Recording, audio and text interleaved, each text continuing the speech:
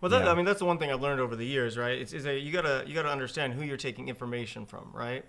So what happens to most people is they reach out to friends and family and for advice. And if they're always asking for entrepreneurial advice or business advice, investing advice, like whatever it is, and they're getting bad advice because they're asking people that aren't entrepreneurs. They're asking people that aren't real estate investors. Like I say it all the time. It's like no legit real estate investor would ever tell someone not to become a real estate investor. The only person that would say don't be a real estate investor is someone that's not a real estate investor. Exactly. Yeah. And I had my dad sit me down. This was the hardest one. I was okay with my friends kind of talking shit, but when my dad, my hero, somebody I like, my best advisor, sat me down and was like, "Listen, you're making a mistake. Rich people do real estate. You're smart. I have no doubt you'll figure it out at some point. Stay focused at school. Go get a degree in finance.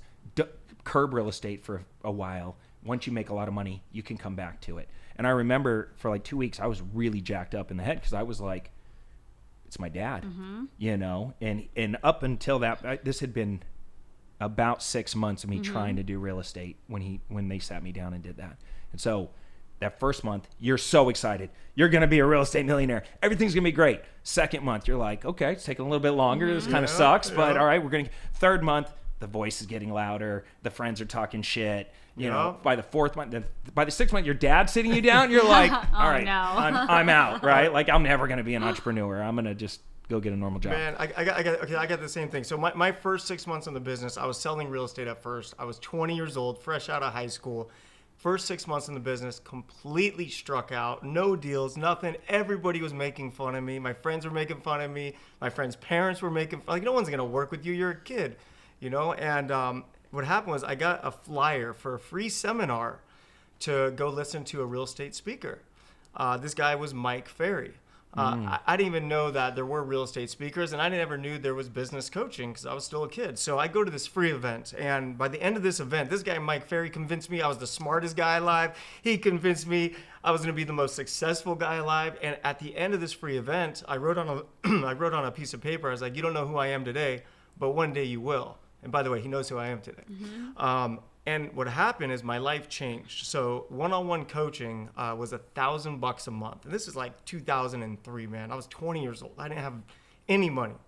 So I went all in. I burned the boats. I put it on my credit card. I signed up for coaching. And it's crazy what happened. I gave myself 90 days to work more than I had ever worked in my life. I worked 7 days a week, 12 to 14-hour days. By the end of 90 days, I learned how to get expired listings, and I went from making $0 in 6 months to $120,000 in a 90-day period. I moved from my mom's garage to $1 million house in Anaheim Hills, California.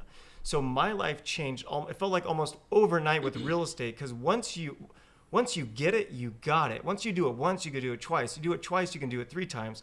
That's when I'm training people, I always talk about how it's always hardest at the beginning. It is always hardest at the beginning because that's the most difficult part. So as long as you can fight through the urge of wanting to quit, because it's so miserable at the beginning, But once you get past that breaking point, you start really learning, and that's where I became successful. One deal changes everything. Yeah, it's like Roger Bannister running a 4-minute mile. All of a sudden, people see it. It goes from hope to knowing. And it's like, oh, I could do this again and again.